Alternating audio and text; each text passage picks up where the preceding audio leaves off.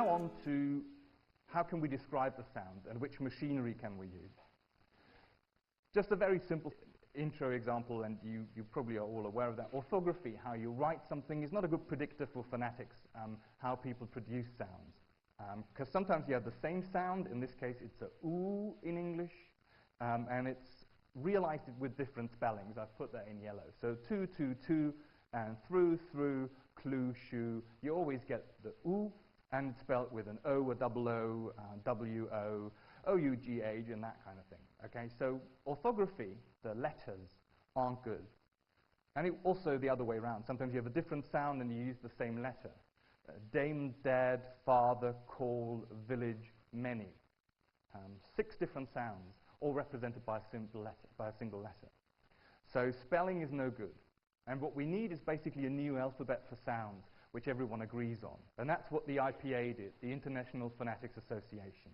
So that every sound gets only one sign, one symbol, and that will only be representative of one sound. One sound, one symbol, and then we can use those, and you've all seen them in your learner dictionaries, in any dictionary that has the pronunciation, you get attempts of that. What we need, however, in order to understand what the symbols mean, because some of them look pretty arcane, we must know something about human anatomy. We must know something about what humans do when they produce language. Let's start with speech and anatomy. Represented here, you see the head of a speaker, and most articulation, most sounds that humans across the world produce starts out with air that is in your lungs. I think I said this before. It's interesting because, I mean, usually we just evolutionary used air in our lungs to breathe, to survive, to get oxygen. But at a later point, once you sort of taken out the oxygen that you need and you exhale again, you use it to produce sounds. Down here would be the lungs. Okay, that's where most of the air comes from. And it must go up. It comes out of your mouth most of the time, so how does it get there? Well, it passes this here first, the vocal folds, also called vocal cords, Stimmbänder. The vocal folds are in the so-called larynx. It's just important to know where the larynx is roughly is. What you see here is the esophagus, die Speiseröhre. That's behind it. That's where the food goes. That's where the air goes. They are combined in the pharynx, and then air can either move out of your mouth, and we will look at the various terms that we will need to describe where in the mouth you can then produce a sound, because you can do something at the very end here with your lips. If you say p, then the sound is mostly produced at your lips. Or you can do something with your teeth, as in English, the. Or you can put your tongue here, at the hard bit just above the teeth, as in t or s. Or you can say something like sh, where the main action is going on already a bit further back, still at the hard part of your palate, of the upper roof of your mouth.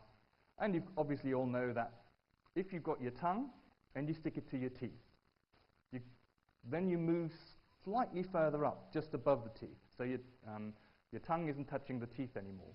Then you're at the alveolar ridge. That's what it's called.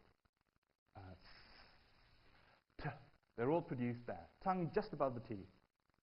If you go further back, as in sh, you will know that there's still the hard part of your upper roof, the so-called hard palate.